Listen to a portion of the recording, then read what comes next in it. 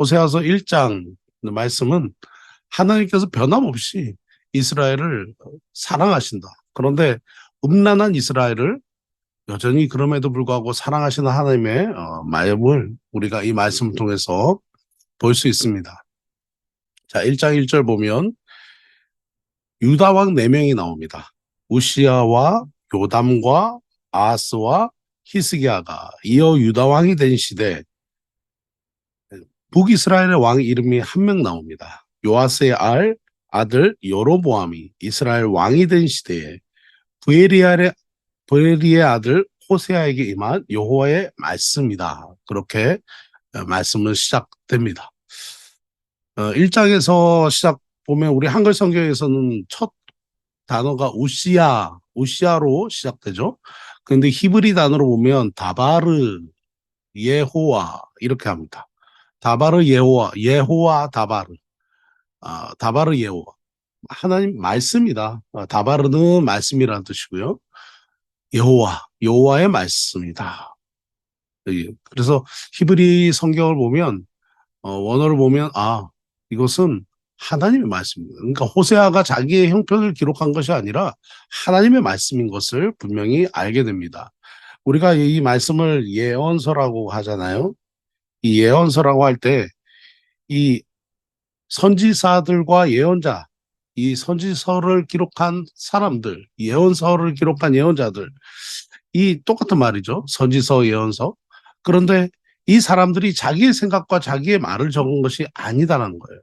여기 보면 예언이라고 하는 것은 우리가 점을 치는 예언하고 다릅니다. 점을 치는 것은 멀리를 보는 거고 뭐 일어나지 않는 일들을 본다라고 점쟁이들이 얘기하지만 그런 일은 있을 수 없죠. 성경에서 얘기하는 이 예언서는 뭐냐면 여러분 예금하죠. 어떤 돈을 맡기지 않습니까? 예금할 때 돈을 맡기는 거죠. 예언은 뭐냐? 말씀을 맡기는 거예요. 누구에게 맡겼느냐? 바로 선지자들에게 맡긴 겁니다. 이것이 성경에서 나오는 예언입니다. 그래서 이 1장에서 시작하는 첫 단어, 첫 시작의 히브리 단어는 하나님의 말씀이다. 더 정확하게는 말씀이다. 이렇게 나와요. 말씀이다. 하나님의 말씀이 당부가 맡겨진 것으로 시작됩니다. 그런데 여기 보면 신기한 것은 유다 왕의 이름이 4명이 나오고 북이스라엘의 왕의 이름은 한 명만 나와요. 그런데 여기 보면 북이스라엘의 왕의 이름이 사실 한 명이 아니잖아요.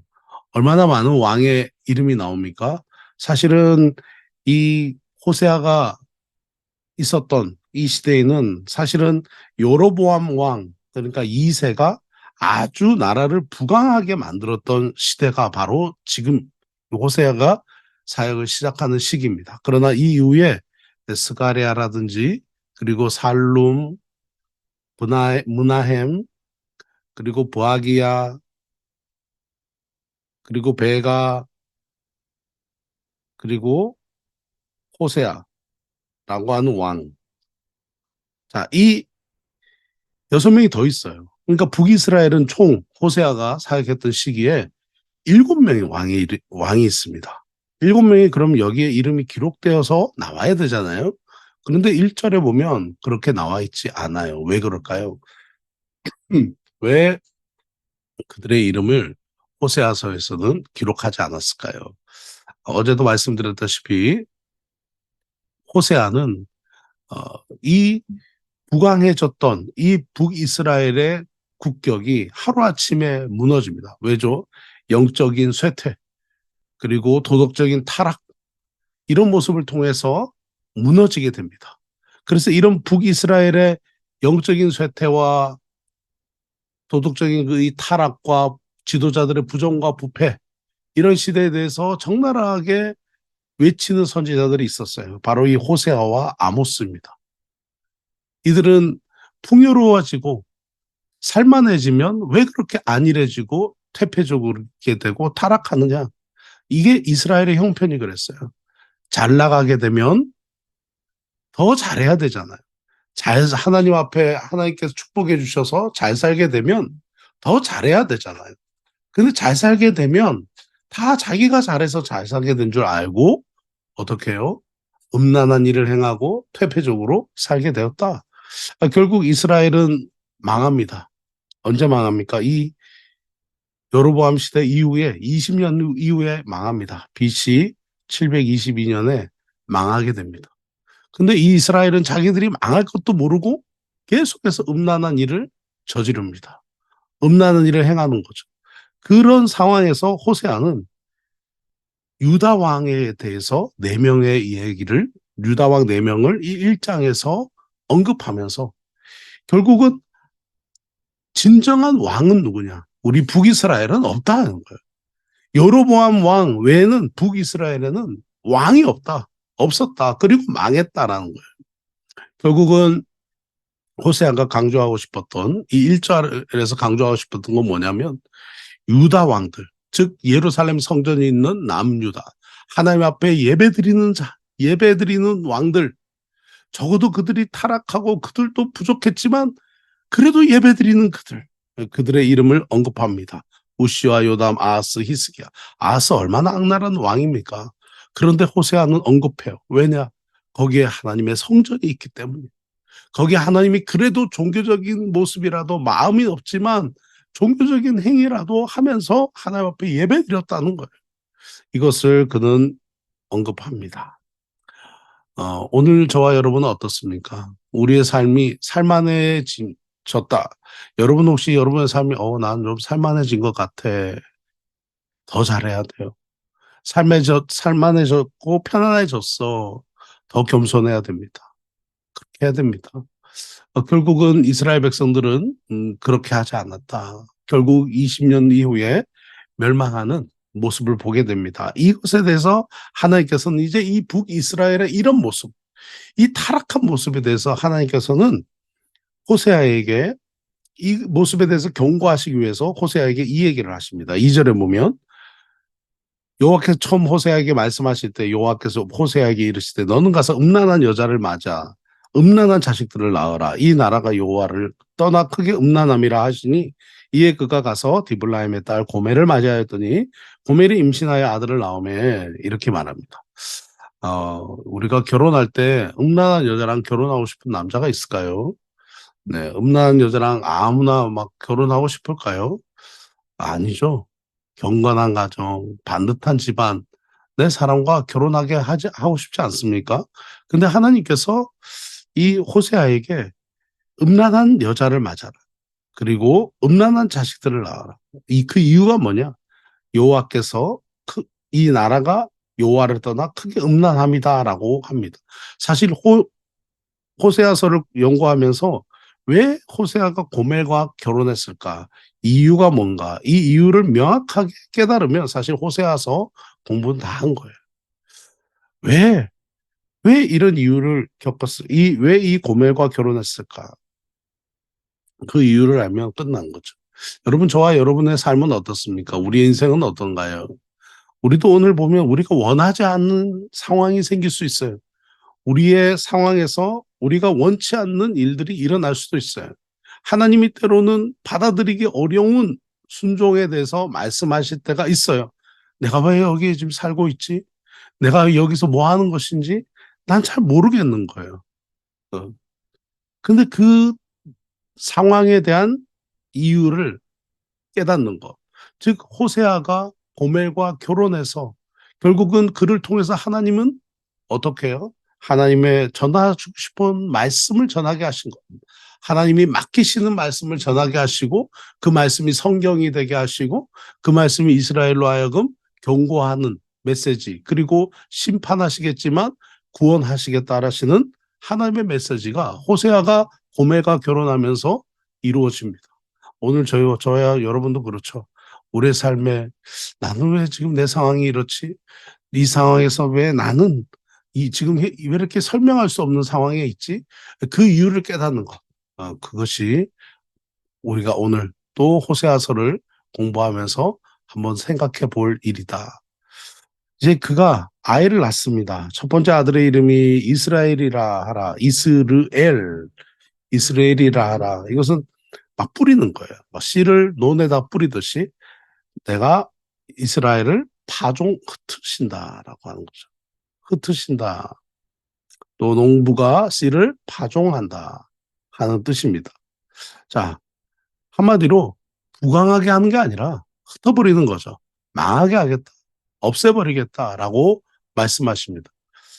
그러시면서 4절에 보면 조금 후에 내가 이스라엘의 피를 예후의 집에 갚으며 이스라엘 족속의 나라를 폐할 것이다.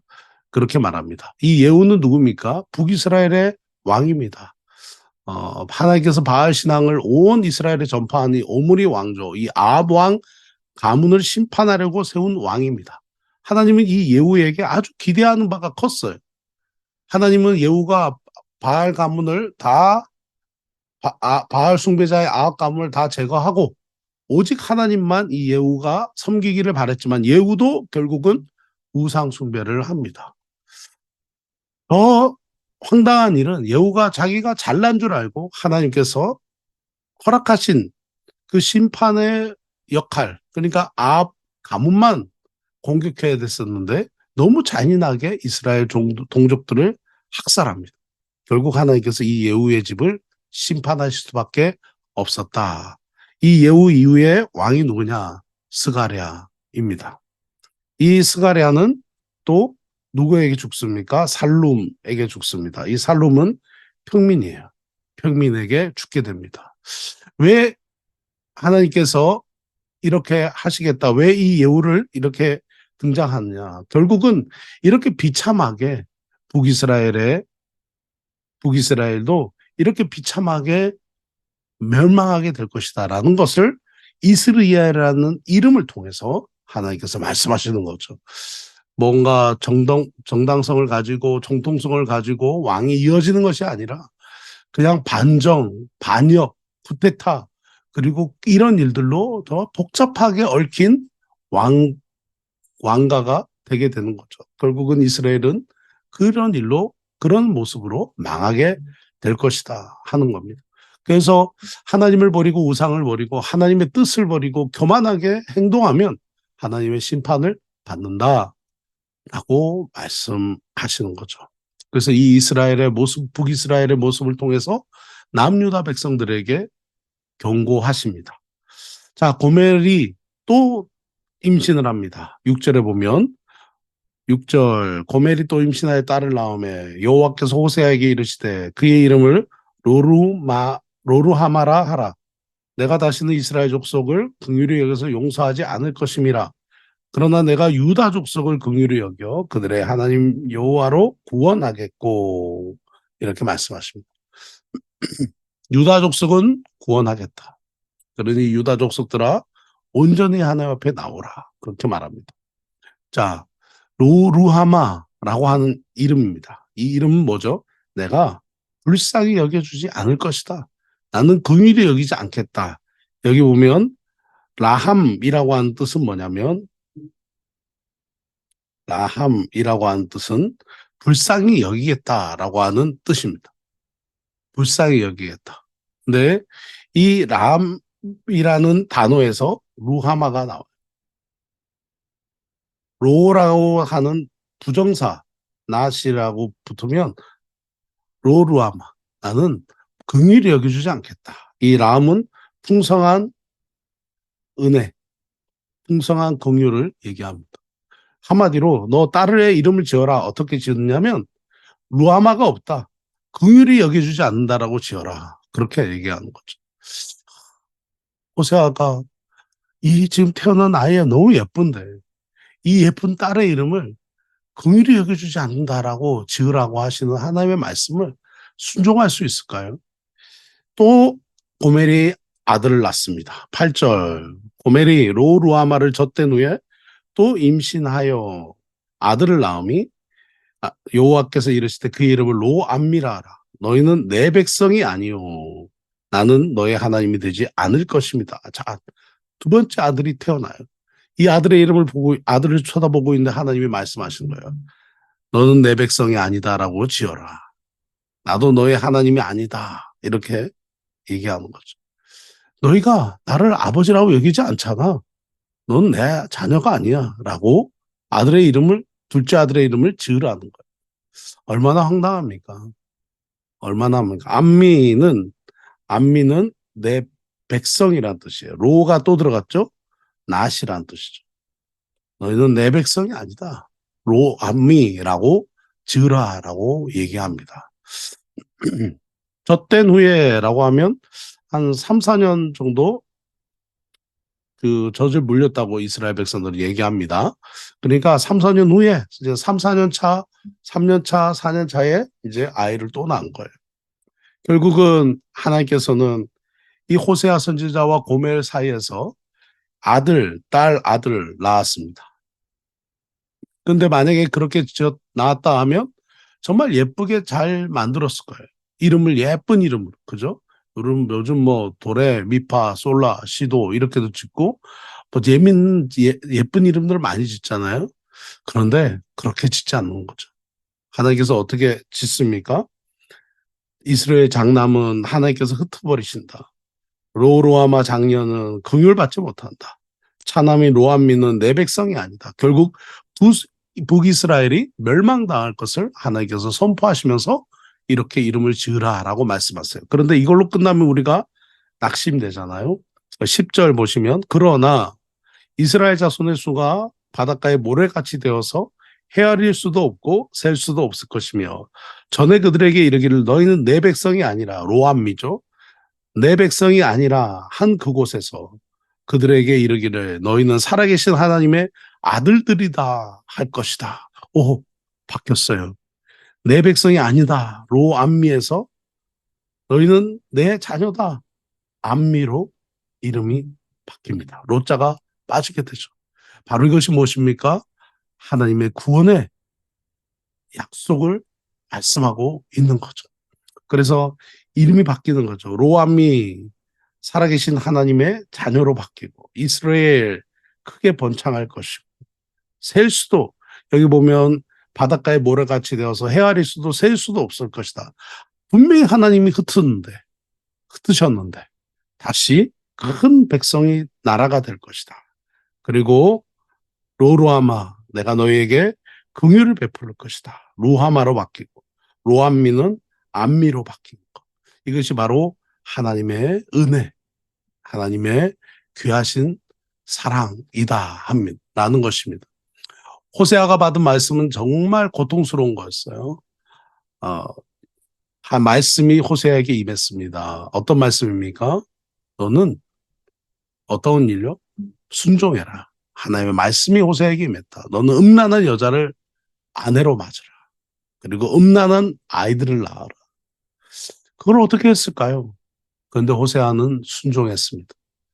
하나님께서는 호세아 같은 사람을 기다리셨던 것 같습니다. 오늘을 저와 여러분 어떻습니까? 우리가 사는 시대. 하나님은 오늘도 호세아 같은 사람을 기다리십니다. 낮은 자리에서 사람들이 손가락질할 만한 여자를 아내로 삼고 사람들이 손가락질 만한 비웃을 만한 자녀들의 이름을 지으면서 자기의 가슴을 치면서 십수년 동안 3명의 아이들을 젖먹일 때까지 키우면서 이 호세아는 하나님 앞에 순종의 삶을 살았습니다. 그가 받은 말씀, 하나님께 받아서 기록한 말씀은 성경이 되었습니다. 그리고 소선지서 가장 앞쪽에 차지하게 되었습니다. 오늘 하루 저와 여러분의 삶에서도 오늘 내가 왜 이 삶을 살지? 난 설명할 수 없어. 내가 기대했던 삶이 아니야. 내가 바라는 삶이 아니야. 그러나 이 삶을 통해서 일하시는 하나님. 이 설명할 수 없는 상황, 여러분의 삶을 통해서 역사하시는 하나님. 그 하나님의 역사. 호세아의 삶을 통해 이스라엘의 구원과 회복을 약속하신 하나님. 오늘 여러분의 삶을 통해서도 하나님의 놀라우신 뜻이 이루어질 것이다. 그것이 호세아 1장에 우리를 향한 하나님의 말씀입니다. 오늘 여러분이 있는 자리 어디든지 하나님은 그곳에서 하나님의 뜻을 이루십니다. 만약에 그 이유를 안다면 우리는 인생 이제 졸업하는 거예요. 호세아가 왜 고멜과 결혼했을까를 이유를 알았다면 끝났겠죠. 계속해서 2장 넘어가면서 하나님의 뜻을 살펴보는 은혜가 있기를 원합니다. 기도하겠습니다.